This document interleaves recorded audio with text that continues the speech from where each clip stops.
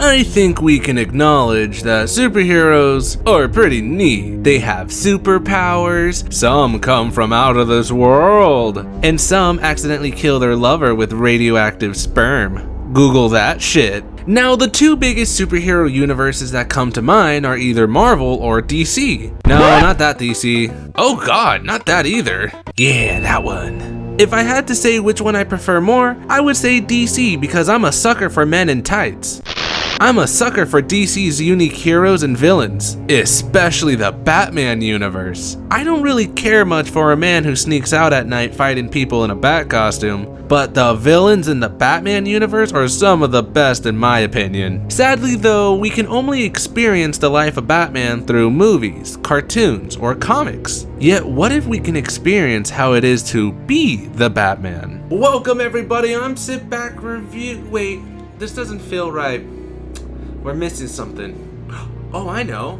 Timothy, play my epic Batman playlist. It's go time.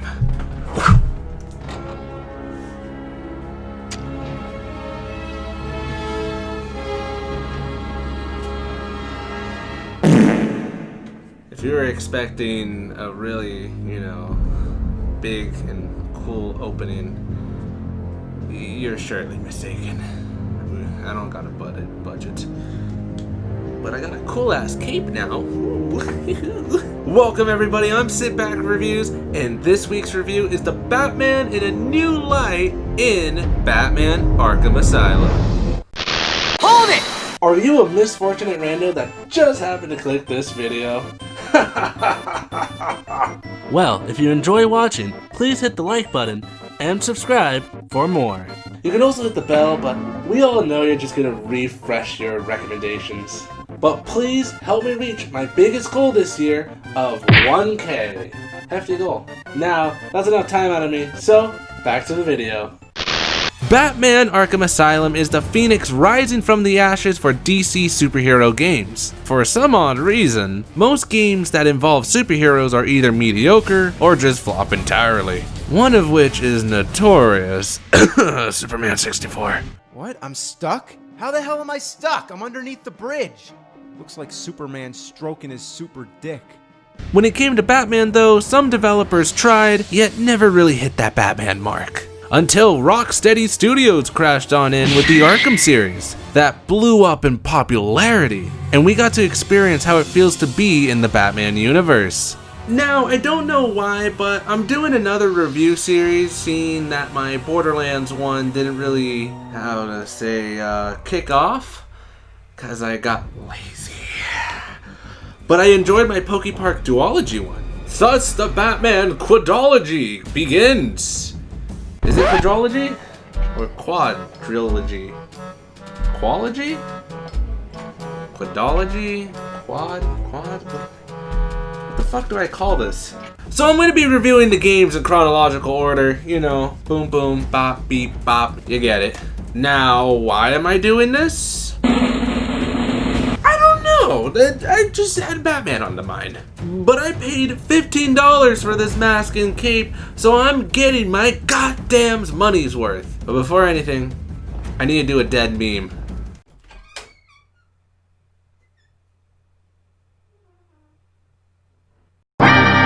It's a stormy night, as Batman is doing his routine Uber drives, and luckily the Joker invited a friend and got a free ride. So Batman needs to make a quick stop at Arkham Asylum. Joker rubbed bats the wrong way, so he accompanies him until Joker pulls a slippity-swappity and escapes. I didn't even see it come. So Batman has to chase down Joker throughout the asylum to stop his reign of terror. It's a solid premise that reels you in. I'm not emotionally or sexually connected to it, yet I was intrigued to see what shenanigans the Joker was up to. But I'm jumping into spoiler territory, so even if this game is 11 years old, you feel old now, huh? I would skip to this time if you don't want to know the plot. Now, let's settle down and continue with the story. So there's this thing called Titan that Dr. Young was creating by milking Bane to cure patients. Yet Joker was secretly funding her and she tried to cut it off, but that didn't stop him from blowing it out of proportions.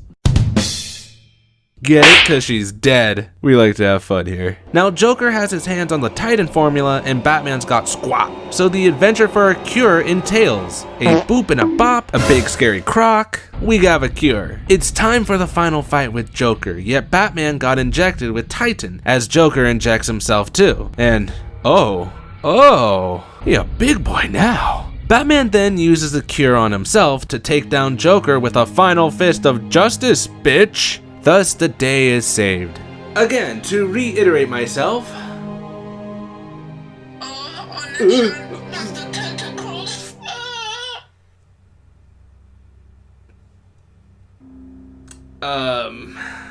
Okay, that was the wrong one. YouTube ain't making as much money, so gotta go to another business. Ah, here it is. It's a solid premise that reels you in.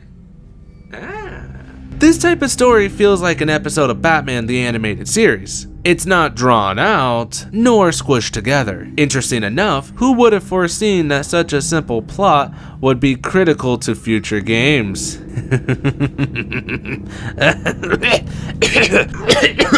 Oh, I'm dying. Holy gee willikers, Batman! It's Batman.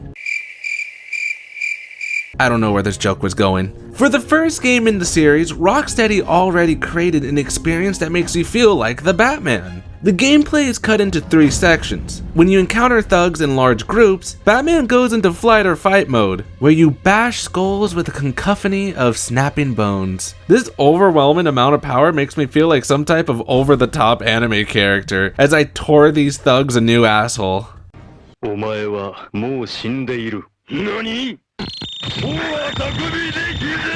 Batman Arkham Asylum will toss many of these beat-em-up sections throughout the game, and they rarely became dull by the action-packed craziness Batman can do. You can use special moves like yeeting motherfuckers or instant takedowns. But one downside are the amount of variant enemies. They are just basic guys with a few that are special like knifers, electrocuty guys, and your mom. I was never tired of these fights because of the adrenaline coursing through my veins, as I tried to keep the chain going for a perfect score. There are also the occasional boss fights with familiar Batman villains, yet they don't really leave an impression, so to speak. And the final fight isn't really something to rave about, but I still enjoyed the boss fights, especially watching Bane's dumbass hit a wall.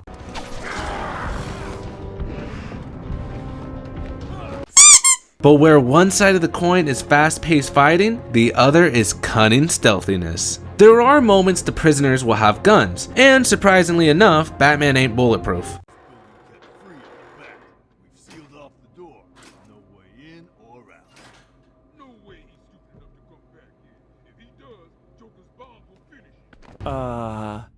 Meow? So you have to stealthily dispose of them without being caught. These segments can get rather tedious at times, by the constant surveillance you must make, waiting to strike. But This is where the fun begins. I was calculating my takedowns while staying hidden in the shadows. Yet some nuisances I found were the lack of methods to take down enemies. I found myself doing the same old thing by just sitting on a gargoyle and waiting to pounce. Some gadgets do come in handy, disarraying enemies and preparing traps, but it was easier to just snag them as they came. Also, get used to being in detective mode a lot. This X-ray lens lets you see the amount of people and unique objects to use to your advantage. If you want the best outcome, then get used to seeing blue. Aw yeah, let's check this out. Oh, look at this. I can see anything. Ooh. Think of all the perverted things I can do, but if I say it, I might get demonetized. So I'll just put this power away. Huh? What? No. Oh no. Oh God. I'm blue, bada bee da bada bee bada blue.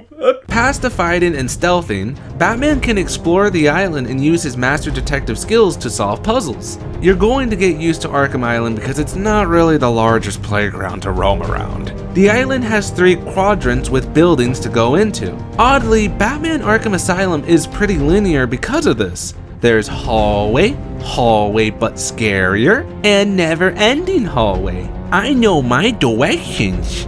It's a bummer that we don't get the freedom to explore a city. Foreshadowing. Yet I do feel like Arkham Island was the best place to start. It's not overwhelmingly big, so I was able to remember the land. Among the island though are challenges set by the Riddler. This is usually solving a riddle or snagging a trophy. The cool part about the riddles are how they unlock character bios, and the trophies unlock challenges plus cool knickknacks. The trophies are pretty fun to collect. You know, I might actually 100% complete this game. Are you sure about that?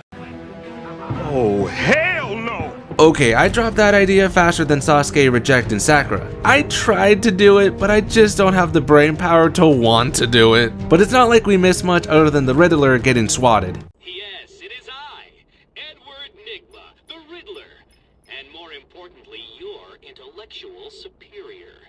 My genius has... FBI, open up! When you finish Batman Arkham Asylum, but still itching for more of that sweet adrenaline, then look no further, for there are challenges to continue the fun. These challenges let you play rounds of beat-em-ups or Predator sections to rank up a high score. Now, I'm not much for high scores, but...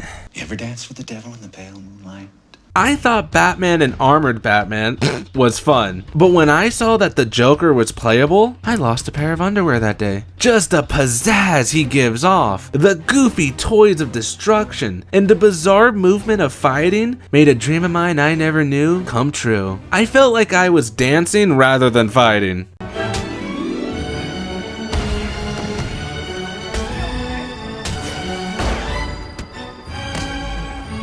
Welcome to the funhouse, kiddos. Arkham Asylum, for being a small island, still is a joy by the theme it has. It's a prison full of Gotham's worst psychopaths. Even though I personally am not a fan that it's an island, I fell in love with the environment because of how eerie it can be. The screams of the mentally crazed prisoners locked in cages and the monotonous ad playing in the medical building just gave me the right amount of jitters. Oh, but the cherry on top is the little ringer that plays so the Joker can antagonize Batman through the asylum.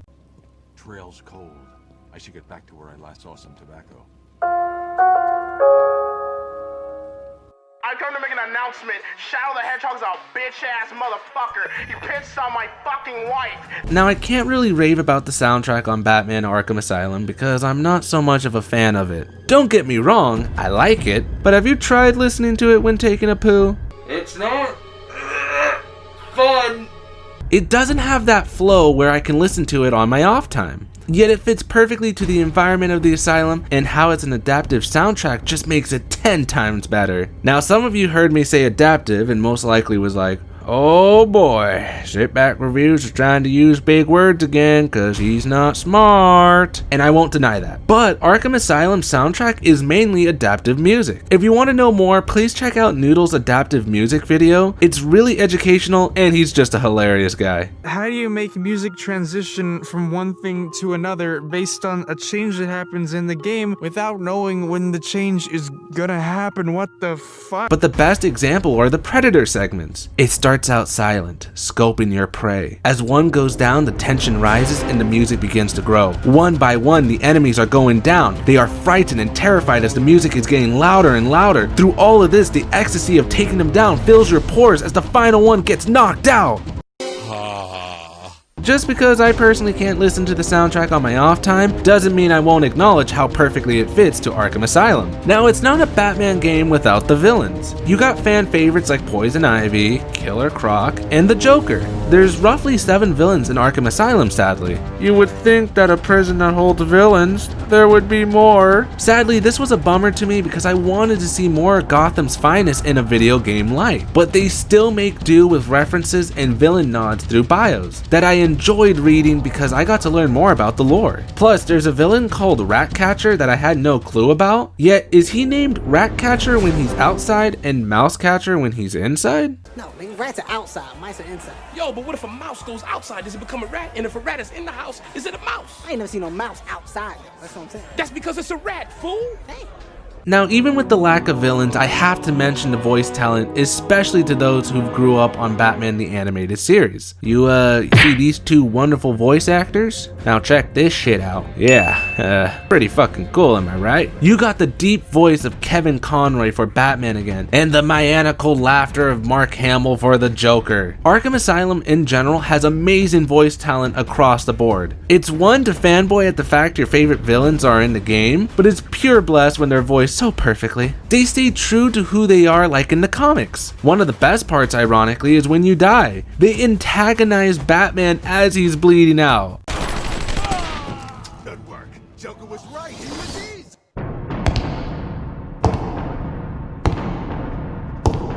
Hey there, buddy. I got a quick question for you. Do you know where the nearest bathroom is? Your boy has to let out Niagara Falls, if you know what I mean. Silent treatment, eh? Okay, well. Anything? I mean, they said the local road. Well, I'll leave you to whatever you're doing on the ground, and I'm gonna go and search for one. God damn it. Laura! Batman Arkham Asylum was a great starting point for the series. Rocksteady established their vision of Batman, and Arkham Asylum was probably the best place to start. It was great to see where it all began because next time the stakes get even higher. Thank you everybody for watching. If you enjoyed the video, please hit the like button and subscribe. The road to 1K in 2020 is almost over, and I'm so close. So close. I can taste it. I like the taint, but I'm almost there. Almost, and I need your support, so please. But the next game on the list is Arkham City, and oh boy, this game's something, in a good way, and I can't wait to talk about it. But please help support all my other social medias like my Instagram, my Twitter, and my Twitch that are all in the description down below. I got musical, I don't know why, it's too late for this. But that's enough being a Batman for one video. So, like always, have a good day, and goodbye. No, where's Rachel?